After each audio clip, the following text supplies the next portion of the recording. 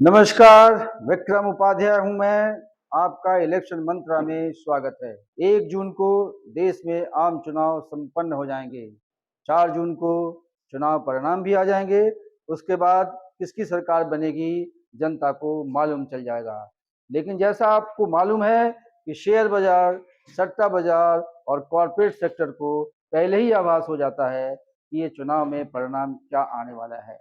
तो क्या इस बार भी मोदी सरकार की वापसी तय है? क्या इस बार भी कॉरपोरेट और शेयर मार्केट को पता है कि आएगा तो मोदी ही? मोदी ने कहा है कि जब अब की बार उनकी सरकार बनेगी तो देश में कुछ बड़े फैसले किए जाएंगे। उन फैसलों का असर क्या होगा अभी से ही शेयर बाजार में दिख रहा है। जैसा कि आपको मालूम है कि मोदी की गारंटी पीएसयू स्टॉक्स के बारे में, खासकर पब्लिक सेक्टर टेक्निकल स्टॉक्स के बारे में हम लगातार देख रहे हैं कि एक से एक बढ़कर परिणाम आ रहे हैं।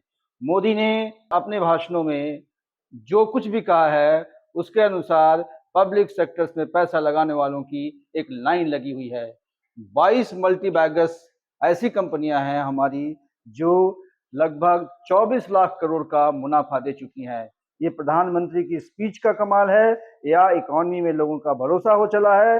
विदेशी निवेशक भारत की तरफ टूट पड़े हैं या बैंकिंग सेक्टर बहुत अच्छा हो गया है? हम आगे इसका विश्लेषण करते हैं। एफआईआई मतलब फॉरेन इंस्टीट्यूशनल इन्वेस्टर, यानी वे विदेशी संस्थागत निवेशक जो भारत में आकर निवेश करते हैं। जैसा कि इन आंकड़ों से आप देख सकते हैं कि एफआईआई का स्टेक भारतीय शेयर बाजार में कितना बढ़ा और फाइनेंशियल ईयर 2024-25 में और कितने बढ़ने की संभावना है। आप यहाँ देखेंगे तो पता चलेगा आपको कि ग्लोबल इन्वेस्टर्स ने 2 लाख करोड़ रुपए का डोमेस्टिक इक्विटी मार्केट में इन्वेस्टमेंट किया है, जिसमें से 1.21 लाख करोड़ रुपया डेब्ट मार्केट में भी आया है। इसका मतलब ये है कि विदेशी संस्थागत निवेशक भारतीय शेयर बाजार को लेकर, भारतीय इंडस्ट्री को लेकर और भारतीय अर्थव्यवस्था को लेकर काफी आश्वस्त हैं। और ये आश्वस्त इसलिए हैं कि उनको लगता है कि ये सरकार फिर से आएगी, उनकी आर्थिक नीतियां उनके अनुरूप चलती रहेगी और देश सचमुच तीसरा सबसे बड़ा अर्थव्यवस्था वाला देश बन जाएगा। यानी भारतीय इकोनॉमी दुनिया की तीसरी सबसे बड़ी अर्थव्यवस्था होगी। शेयर बाजार की अगर हम स्थिति देखें, उनका परफॉर्मेंस देखें, तो खास करके बीएसई यानी बॉम्बे स्टॉक एक्सचेंज में पिछले 12 महीने में 25% का उछाल आ चुका है। यानी हमारा शेयर मार्केट 25% आगे बढ़ चुका है। उसका कैपिटलाइजेशन, जिसका पूंजीकरण कर सकते हैं, जिसका साइज कहते हैं, वो 25% केवल 12 महीने में बढ़ चुका है। यहाँ हम आपको बताना चाहेंगे कि भारतीय शेयर बाजार में हम निजी कंपनियों की बात नहीं कर रहे हैं, लेकिन सरकार की योजनाएं, खास करके आधारभूत ढांचे में जो सरकारी कंपनियां शामिल हैं या फाइनेंस सेक्टर में जो कंपनियां शामिल हैं, उनका क्या परफॉर्मेंस रहा है। आप देखेंगे यहाँ पे Indian railway finance corporation IRFC, इसने इस कंपनी का इस समय जो कैपिटलाइजेशन है 2.23 लाख करोड़ यानी 2.23 लाख करोड़ है और ये एक साल में इसने 448% का मुनाफा दिया है। सुजलॉन एनर्जी भी उसी तरह की कंपनी है। इसके अलावा अगर आप आगे और देखेंगे, आरईसी लिमिटेड भी रेलवे की कंपनी है, उसके भी 1.32 लाख करोड़ रुपए का मार्केट कैपिटलाइजेशन है और इसने 330% का मुनाफा दिया है। रेलवे के लिए ढांचागत सुविधाएं बनाने वाली कंपनी इरकॉन है। इरकॉन का भी अगर आपने शेयर मार्केट में देखेंगे, इरकॉन इंटरनेशनल का, तो इसने भी 321% का मुनाफा एक साल में दिया है और इस समय इसके शेयर की कीमत 519 रुपए के लगभग आसपास है। रेल विकास निगम की भी बात देखिए, रेल विकास निगम ने भी 312% का मुनाफा दिया है।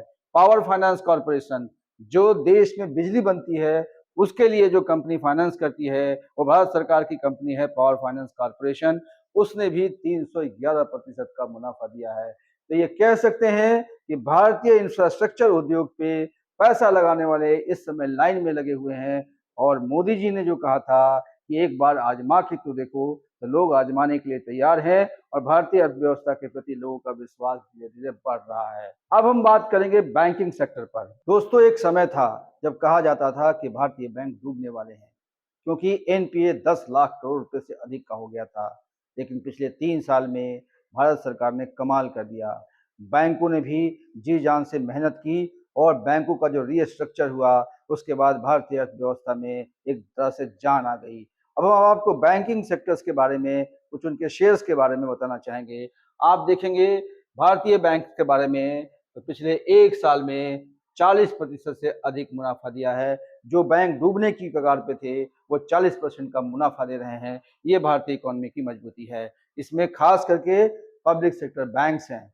जैसे बैंक का रीस्ट्रक्चर हुआ है, उसके बाद बैंकों का परफॉर्मेंस बढ़ा है, लोगों का विश्वास बढ़ा है और खास करके उद्योग में उनकी भूमिका बढ़ी है। पिछले 9 महीने का अगर परफॉर्मेंस बैंकों का देखें तो हम पाएंगे कि बैंकों का कुल मिला के, सभी भारतीय सरकारी बैंकों का मिला के मैं कह रहा हूं कि उनका कुल मिला के सम्मिलित एक मुनाफा देखेंगे तो 98,358 करोड़ रुपए का मुनाफा हुआ है, जो पिछले साल 70,166 करोड़ रुपए का था। यानी हम कह सकते हैं कि Q2 और Q1 को मिला के लगभग 40% का मुनाफा बैंकों को हुआ है और बैंक लगातार अच्छे प्रदर्शन कर रहे हैं। और अभी 2 दिन पहले मोदी जी ने आरबीआई से कहा है कि हम 100 दिन इस चुनाव में व्यस्त हैं, आप तैयार रहिए, 100 दिन के बाद जैसे ही सरकार बनती है हम बड़े बड़े काम करने वाले हैं। यानी मोदी जी ने पहले ही बैंकिंग सेक्टर को आगाह किया है कि अब की जो सरकार बनेगी उसमें बड़े फैसले लिए जाने वाले हैं। उन बड़े फैसलों में बैंक शामिल होंगे, इसलिए बैंकों को एक प्रोत्साहन भी मिलेगा, उत्साह भी मिलेगा और काम करने की उनकी क्षमता में दुगना इजाफा भी होगा। बात अब इंफ्रास्ट्रक्चर सेक्टर की करते हैं। इंफ्रास्ट्रक्चर क्षेत्र में भारत बहुत बड़ा निवेश कर रहा है। आप सबको मालूम है कि बजट में 1 लाख करोड़ रुपए का प्रोविजन किया गया था। यानी रेल, रोड, एयर, सब तरह के इंफ्रास्ट्रक्चर में बहुत ही विकास के काम हो रहे हैं और इसका एक असर आपको भारतीय बाजार में भी दिख रहा है। भारतीय इंफ्रा कंपनियां इस समय विदेशों में भी खूब काम उठा रही हैं और आपको मालूम है कि जो विकास का ये जो पैमाना है, ये पूरी दुनिया देख रही है। किसी भी देश में इस समय 2% से लेके 5% तक की ग्रोथ रेट है, जबकि भारत में 7.8 और कहा जा रहा है कि आने वाले दिनों में यह ग्रोथ रेट हमारा 8% होगा और इस 8% में इंफ्रास्ट्रक्चर क्षेत्र की भागीदारी बहुत बड़ी रहने वाली है। और ये नितिन गडकरी का कमाल कहिए, मोदी का नेतृत्व कहिए कि भारतीय इंफ्रास्ट्रक्चर के इतने बड़े निवेश के लिए भारत को किसी के सामने हाथ नहीं फैलाना पड़ रहा है, बल्कि विदेशी कंपनियां, भारतीय निवेशक और भारतीय कंपनियां अपने आप ही पैसे लेके इंफ्रास्ट्रक्चर प्रोजेक्ट में घुस रही हैं। कुल मिला के हम ये देख सकते हैं कि आने वाले दिनों में भारतीय अर्थव्यवस्था के दिन अच्छे रहने वाले हैं। वो एक जो जुमला था कि अच्छे दिन आने वाले हैं, वो जुमला अब हकीकत में बदल रहा है, वो भारतीय इकोनॉमी में दिख रहा है और आने वाले दिनों में प्रति व्यक्ति आय के हिसाब से निश्चित रूप से भारत भी एक बड़ी छलांग लगाने वाला है। मोदी जी का कहना है ये कि 50 करोड़ लोगों को कम से कम पिछले 3-4 सालों में गरीबी की रेखा से ऊपर उठा दिया गया है, उनको एक मिडिल क्लास की श्रेणी में ला दिया गया है। लेकिन ये तब और दिखेगा जब इंफ्रास्ट्रक्चर के क्षेत्र में 1 लाख करोड़ रुपए का निवेश हो जाएगा और लोगों को रोजगार मिलेंगे।